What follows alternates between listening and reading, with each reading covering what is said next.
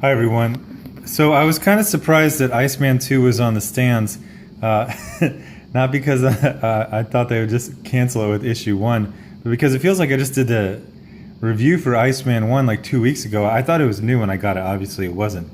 So Iceman 1 was, I think, the first video I ripped on camera, and it was a complete cringe volcano, like I said earlier. So when I saw this one, I was like, oh yeah, this one's going to be so fun. So let's just start off with the symbolic cover that would just make like Sigmund Freud take a 2-week vacation. He would have invented the phrase "I can't even," whatever that is in German. He would have said it. So you have Iceman, who is not just gay, but like I say, he is 1990s NBC sitcom gay. And then you have his ex-girlfriend Kitty Pryde, who has suddenly become much more masculine than she ever was in her past. And apparently they were a couple that I don't remember them ever being. And so we get the symbolic cover of him shoving his ice, I'll call it an apparatus, through her guts, and her shoving one of her ninja swords through his upper shoulder. I call this a Magnum PI injury. This is where the bullet can hit you and not really, you're fine by the next scene. Magnum PI used to get shot up constantly in his shoulder. So then there's other parts of this thing that I don't know even know if this is a printing error or if it's just a weird artistic decision. So there's, the color's kind of wonky. So we start right in, and they talk about how they kind of gloss over how bad he did in the first issue. So one of the big things is that they gave him the title because he's gay. It's like a diversity checklist thing. But then they decided to make him completely different than he had ever been portrayed in 40 plus years of publishing, and completely inept. He fought a guy in hockey pads, and it took him the entire issue. So what do you do with a guy who, an omega level mutant who can barely beat a guy in hockey pads? Well, you give him a classroom of young kids to teach. Is he teaching them how to die? Is he teaching them, what is he teaching them? So here's where I actually got surprised from the first time an SJW Marvel comic has ever surprised me. So he finishes the class, and in classic kind of like movie TV trope, teachers only ever finish classes. You never see a lesson. But so he runs out into the hallway and he's like, I'm late. Oh, God, I forgot about this. So we just did Chip Zdarsky, and we talked about how he has the worst sense of humor in the history of mankind. This guy, Cena Grace, he's a contender. I mean, they are neck and neck. So Bobby runs out and he says, I'm late for a very important date.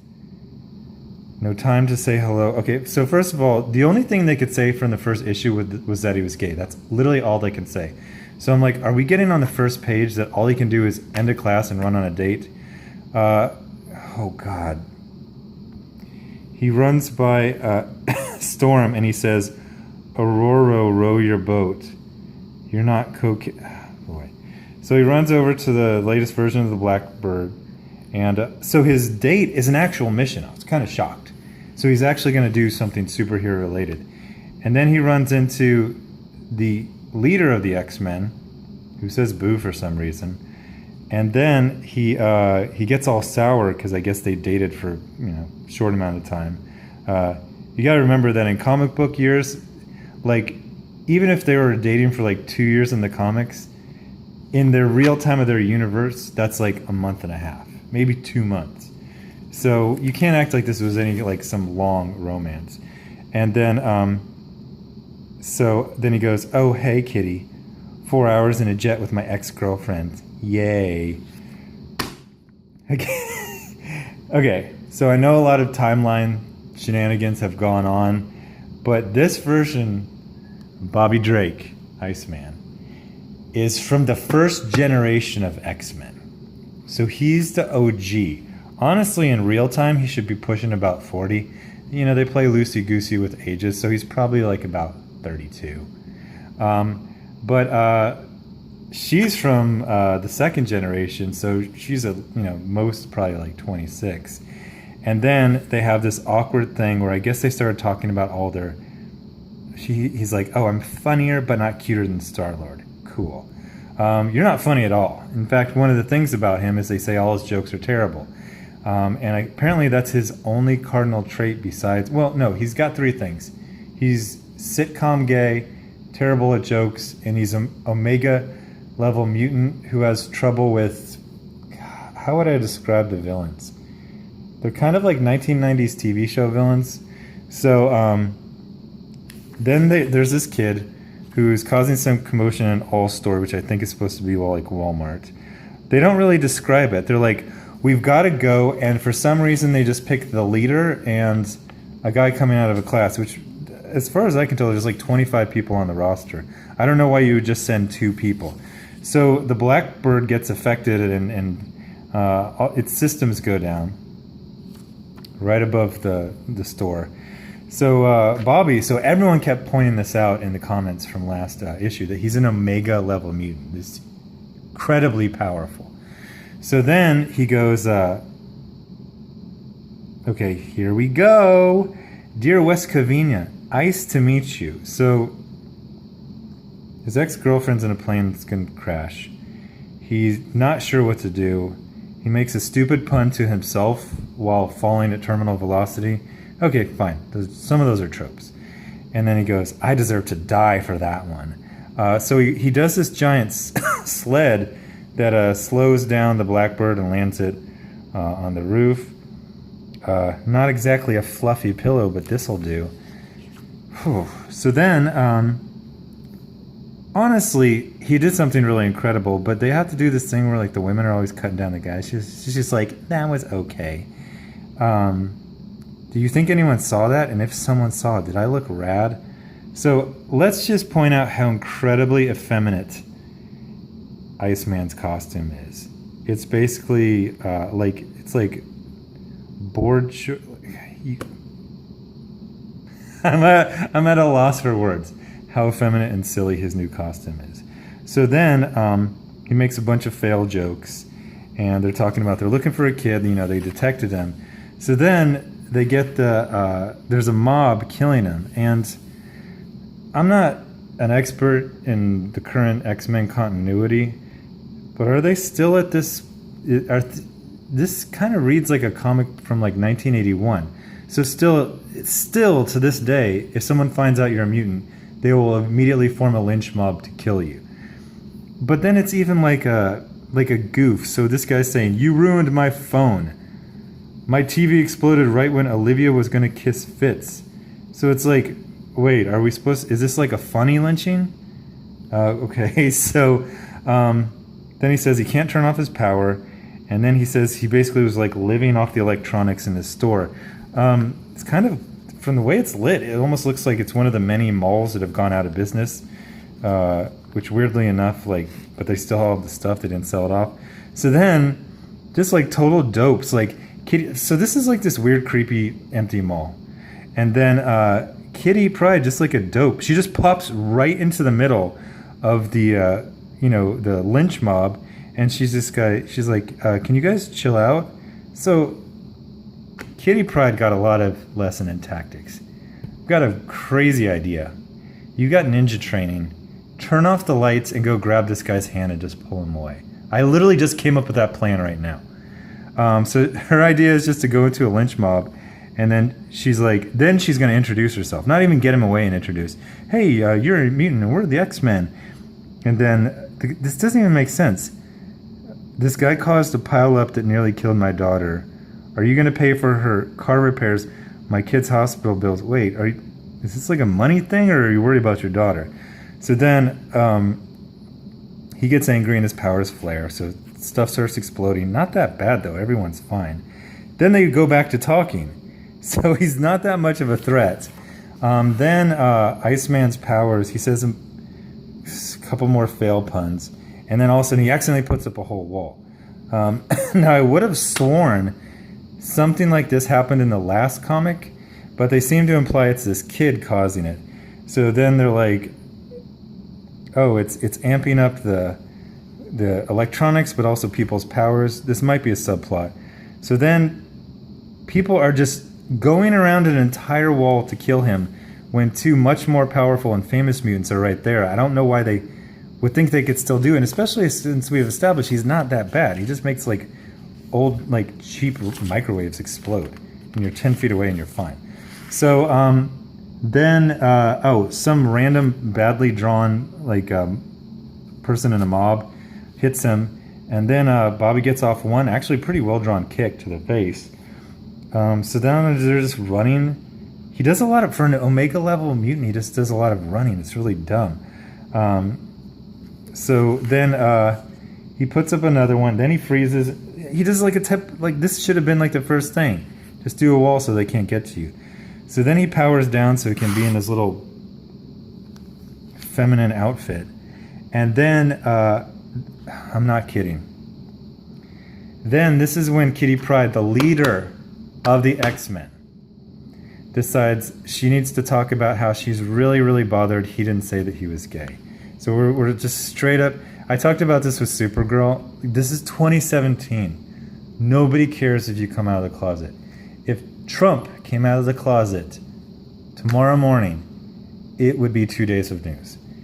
For just a random person that you know, like, so one of the things is that he always had girlfriends. He never came off as gay. And then, like in the 90s, Scott Lobdell tried to make him gay. So all of a sudden he started like, there was a scene with Jean Grey where he was wearing purple and pink, and he was like mincing around. She's like, oh, I'm so glad I like to take you shopping. It was like hint, hint. But then I guess the editor-in-chief like put the kibosh on it. And then, but then it just kind of lingered for like 20 more years till they finally pulled the trigger on it. Then she's like, I can't believe you didn't tell me you were gay. It's like, yeah. He goes, yeah. You should say, oh, the writers just made me gay like 2 months ago. So then they have this really after-school special about, you should have told me, because if then I wouldn't have thought you were a bad ex-boyfriend. I just would have thought you were gay. It's like, actually, he would still be a bad ex-boyfriend. You can't pretend like he just discovered he was gay when he was 33. That's not a real thing.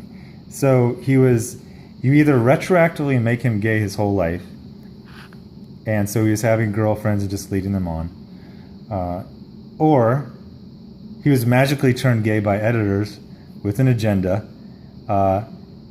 who they wanted to virtue signal that they would make a known character gay, but they just really chickened out, and they just made it like Iceman, who's like, he's like C level. He's like C-list. So then, okay, so they box themselves in to a room that only has one entrance. By the way, it's a warehouse. Let me explain the warehouses to you. It has multiple entrances because you're having all these different trucks come up, and there's like multiple loading docks. There's fire. Like, this isn't the Middle Ages. There's no. This just happened in John Carter. There are no more places that only have one entrance. So they're boxed in by a mob of like this really weak mob. They have a conversation, and then the kid basically says like, "Hey, what are you gonna do?" So this is Bobby's like fourth dimensional chess move. He punches like a 14-year-old kid hard enough to knock him out, and then he goes, "Hey, tell me you haven't been punched in the face before you turned 18. Plus, he's kind of a brat." So that was Bobby's brilliant plan to deal with a character that occasionally makes his powers flare too wildly. He punched him so hard that he knocked him out. And then he's the most, like, he never warranted his own series. They gave him his own series because he's gay. Now, one thing you do is he hasn't been played for pure comic relief like they asked. He always had a sense of humor. It wasn't that great, but he did real hero stuff. He's dealt with, as he kept reminding you in issue 1, he's dealt with all the top level, villains. Not one-on-one as a team, but he's still very brave, very experienced. This is the best plan he could do, to knock out a kid so they wouldn't have to face a mob of like 5 people, half of which look middle-aged. So then he comes up with this awesome army of snowmen, and then he's facing only 6 people, so he's all proud of himself. And then they run like the building's exploding. She's like, I gotta make a getaway. She goes, let's see Forge hotwire a truck this quickly. He would have literally invented something that would have hotwired it remotely before he even got in. So then, Iceman almost kills 6 people, takes a selfie because OMG Stop with the selfies. It is not 2011. Like, it's not new, it's not cool, it's not hip. It's just, these are like old auntie jokes. So then, again, they're running, they speed. This is... So, Iceman ices up like the giant mob of 5 middle-aged people. Then they steal a truck and they crash through the gate like some kind of Indiana Jones move. So then Bobby's back in his class, where apparently you can sleep through it. And then, they kidnapped the kid because he still hasn't told his parents. And then, that's it. It's stupid. So then she's like, you need to tell your parents. So now he's going to go tell his parents. So this is the same thing in Supergirl. They had her sister, her adopted sister, come out of the closet for like 3 episodes in a row, and then her becoming gay again in her mid-30s, like just suddenly surprised. Oh, I never realized I was gay, which is just like a dumb trope. They stretched that out like half the season. So now we got the first issue is just literally he's gay and he dates. The second issue is he needs to tell his parents are gay. Do you think we're gonna get that the parents are fine with it because it's 2017? Oh, and the guy in the hockey pads is back. He's okay. So I had fun roasting this, but I had about 1/10 as much fun roasting as the last one. So I'll probably dip out of this series. And you know what? I don't recommend you to read it, even if it's free. I roasted it. I'm not even rip it because it's just a total non-story. This is again a story where none of the people who contributed to it would read it for fun. It's not worth the paper it's printed on. It's not worth anyone's time. But so-and-so, hi muckety mucks at Marvel get to say, hey, we've got a gay hero. Hey, we turned one of our most famous characters gay. You know what? Have some balls and make Spider-Man gay. Put your money where your mouth is. If this isn't just virtue signaling, go ahead and make Captain America gay. You guys are it's just virtue signaling. It's just trying to show off while doing nothing. And making a really terrible story. So here's a question before I go. Why do they have to make Iceman so bad? Why do these stories have to be so bad? Why do they get this like amateurish fill-in artist? Why do they get this scene of grace? Is it because he's gay? I don't know if he's gay. I saw a picture of him. Kind of assume he was. So what's the point? Where are you going with this? How far can you go? I mean, are you doing this just to get up to issue 6 and it's just a check in the box? Why is he wearing the cut? I hate everything about this. But so tell me what you think. Tell me, what's their plan? What's their plan? Is their plan just to run out the clock, get to 6 issues, cancel it for low sales, and blame the low sales on homophobia? I mean, I can't imagine they're doing anything but breaking even on the money.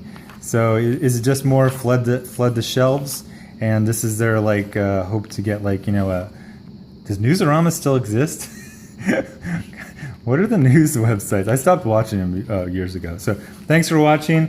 And then tomorrow I'm going to have, let me see if this one has a code in it. Oh yeah.